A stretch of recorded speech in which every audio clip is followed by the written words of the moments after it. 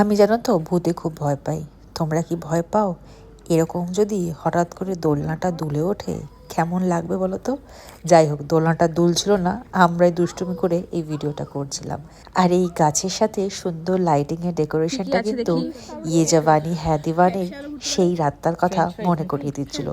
আরে বাহ, আমাদের স্টার্টার চলে এসছে। এখানে চিকেনের অনেক রকম ডিশ ছিল, সাথে ফিশ ফ্রাই ছিল। আর বাচ্চাদের জন্য ছিল ফ্রেঞ্চ ফ্রাইস, যেটা আমরাও খেয়েছি। আর সাথে কিছু ড্রিঙ্ক ছিল, এটা মনে হয় ব্লু লেগুন ছিল। সব বাচ্চারা সাথে আমরাও একসাথে চুপ করে দাঁড়িয়েছিলাম একটা গ্রুপ পিকচারের জন্য।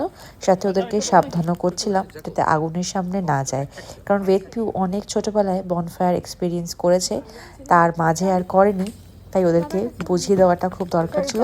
স্টার্টারগুলো কিন্তু অসাধারণ ছিল, সাথে এই ফিশগুলো বেশ ভালো ছিল। এই ভদ্রলোক কিন্তু বেশ অনেক কষ্ট করেই এই বনফায়ারটা সেট আপ করলো, অনেক যত্ন করে। আবার খুব প্রোটেক্টিভও ছিল। দুটো অন্য লোক অন্য কটেজ থেকে চলে এসেছিলো আমাদের বনফায়ার দেখতে, কিন্তু তাদের বললো এনাদের থেকে পারমিশন নিয়েই কিন্তু তুমি থেকো, না হলে দিস ইজ নট অ্যালাউড। এই বন্ধু আমার ভীষণ সুন্দর গান গায়, একটা গান না শুনলে কি করে হয়? কথার শব্দ দূষণ, তোমার গলার স্বর আমার দরজায় খিল দিয়েছি, আমার দারুণ জ্বর, তুমি